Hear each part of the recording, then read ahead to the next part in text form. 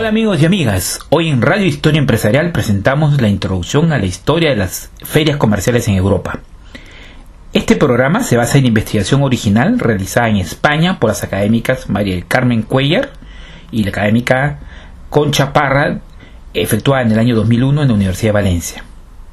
Etimológicamente la palabra feria procede del latín feria, es decir, solemnidad, fiesta, significado que ha pervivido en español y que algunos autores proponen también como antecedente, como una interpretación alternativa, el término forum. Ambos remiten al concepto de solemnidad o peregrinación. Paulatinamente estas fiestas aparecen unidas a prácticas mercantiles y poco a poco las transacciones comerciales prevalecen sobre los aspectos religiosos.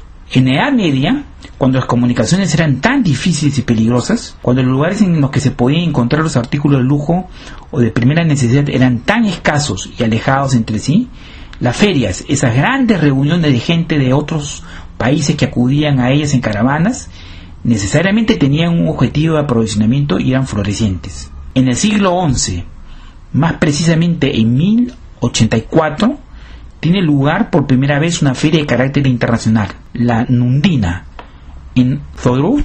A partir del siglo XII se realizan numerosas ferias. 4 de las llamadas grandes tienen lugar en Inglaterra del siglo XIII: Northampton, St. Ives, Boston y Winchester. Existen otras del mismo tipo en los países de Europa Occidental, pero ninguna iguala a las 6 grandes ferias de Champagne, Lagny-Barzou o Provins, 2 anuales, y Troyes, otras tantas, así como en la de Brie. Los mercaderes italianos venden en esta feria los productos de los países mediterráneos y de los países árabes, y compran las mercancías de Europa del Norte, sobre todo los paños, la lana, para exportarlos al sur de Europa. Provence, ciudad situada en la fértil llanura de Brie, fabricaba y comercializaba paños desde el siglo XIII. Su moneda, su medida de los áridos y su one o vara son adoptados en otras plazas o mercados.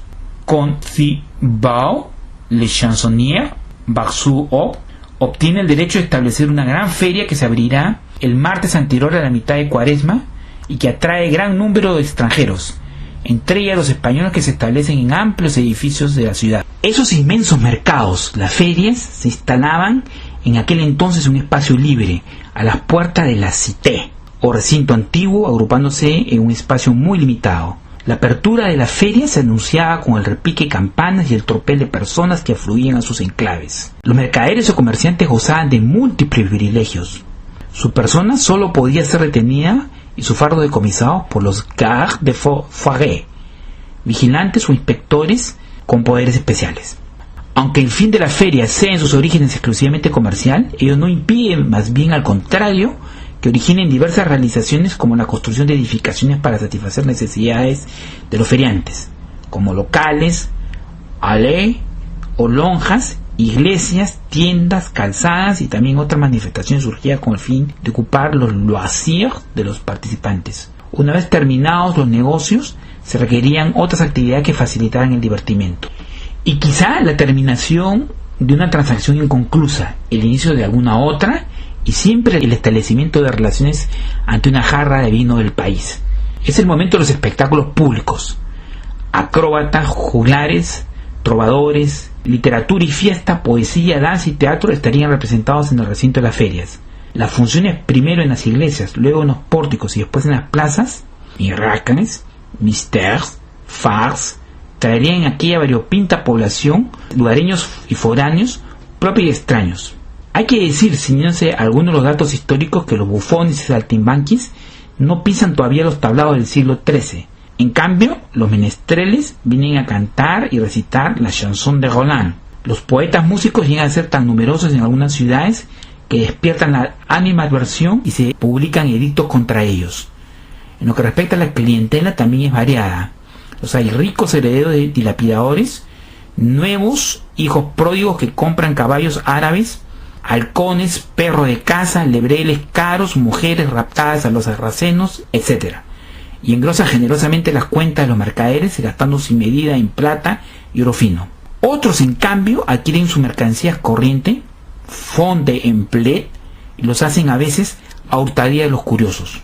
Las mercancías, objeto de transacciones, giran en torno a las especias y los frutos del mediodía, los pescados frescos y salados, las pieles, los paños finos, los vinos, sobre todo para Alemania e Inglaterra, y las pequerías de arenques del Báltico, Sacanovo, Falsterbo, así como la sal. Por otra parte, los cruzados regresaban del oriente trayendo tapices, tela de seda, cobres cincelados, cristalería, metales labrados, especias orientales. En algunas ferias se vendía marroquinería llegada a través de los musulmanes de la península o de África. En la Edad Media se apreciaban las comidas sazonadas, lo que explica en buena medida la presencia de las especies en los mercados, como la pimienta, la canela, el clavo, el jengibre, el macis, la nuez moscada, entre otros.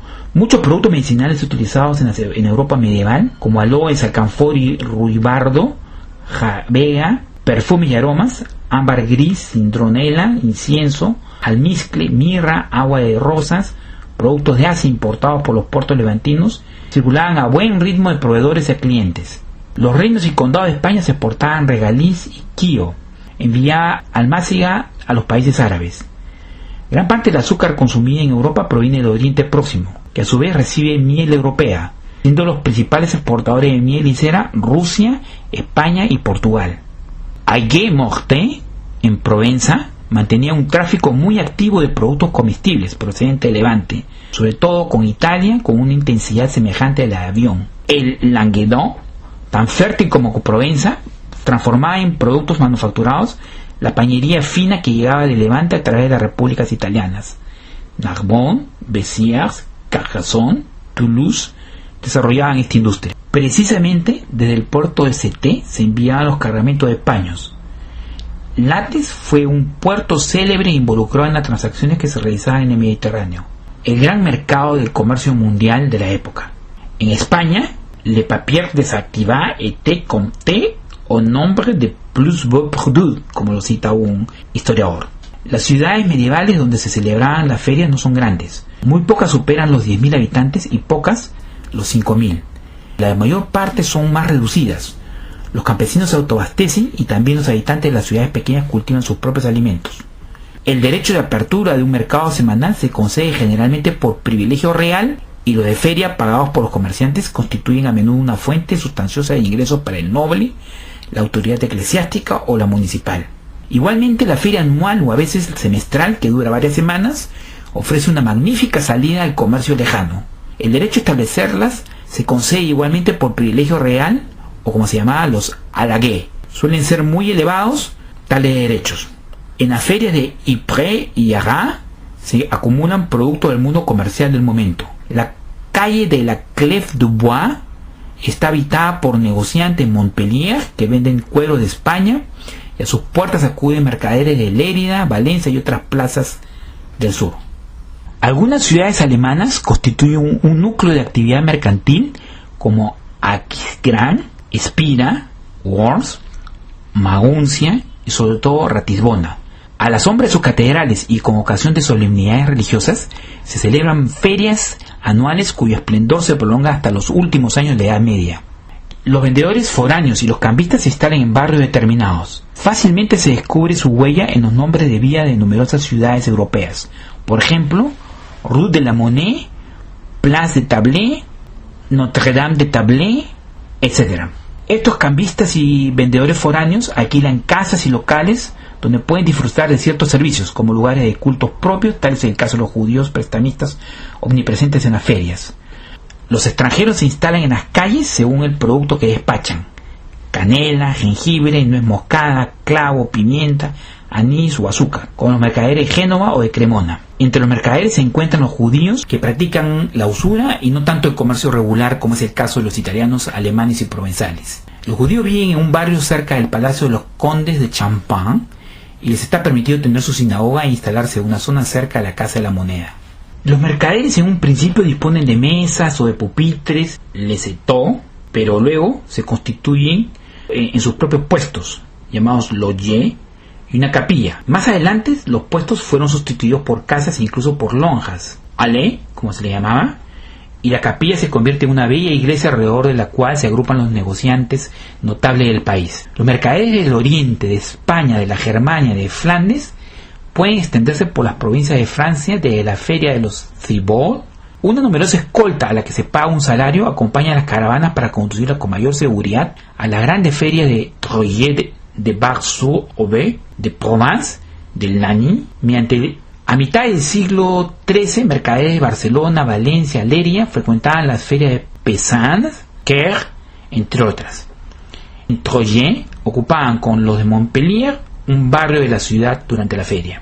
Ellos son los verdaderos protagonistas de las ferias y coexisten al lado de los grandes comerciantes, humildes vendedores ambulantes que transportaban sus fardos de baratijas y mercancías de pueblo en pueblo, pudiendo llevar a cabo sus negocios fuera del recinto de la feria, como ocurre con los que frecuentaban la de Saint-Denis, mercado anual de productos agrícolas. La figura de courtier, corredor o intermediario, esta databa de muy antiguo. Existen incluso intermediarios entre los hurliers o carreteros y los negociantes. Los lombardos abrían sus mostradores o sucursales e iniciaban las operaciones de cambio.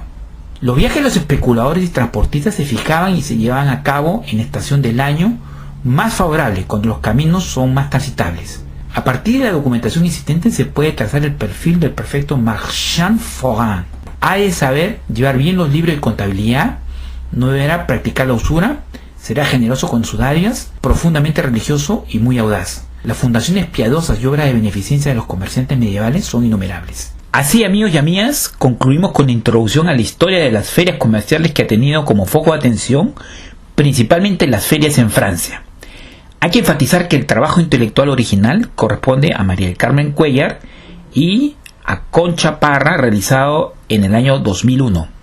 Muchas gracias a ellas. Con ustedes, muy pronto.